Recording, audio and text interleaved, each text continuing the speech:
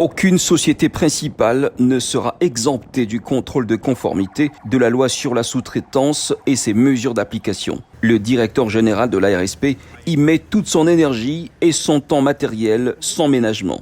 Aujourd'hui, l'honorable Miguel Katambe a été dans les installations de la compagnie minière de Moussonoï, Comus. Sur place, le constat est très désolant, car le non-respect criant de la loi sur la sous-traitance saute aux yeux dès l'entame des enquêtes. Dans leur base de données, pas d'accès aux Congolais à de contrats importants. Il était très intéressant que le DG lui-même constate cela, parce que parfois quand on en parle, personne ne croit. Mais sur terrain, les réalités ont été mises au grand jour et on pouvait se rendre compte que, surtout les entreprises chinoises, sont verrouillées, ne pouvaient pas avoir accès. Et même lorsque vous demandez de faire la fourniture, vous avez remarqué que sur leur compte fournisseur, il n'y a aucun sous-traitant qui est enregistré.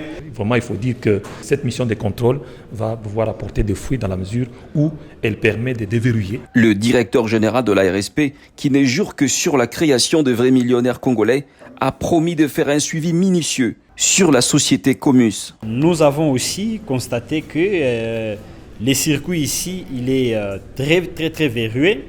Et nous avons laissé des recommandations. Nous allons faire appliquer la loi de la sous-traitance, noble combat du chef de l'État, le combat pour l'indépendance économique. Et le chef de l'État, Félix-Antoine Tshisekedi Tshilombo, aujourd'hui est en train d'écrire une nouvelle page de l'histoire économique de notre pays.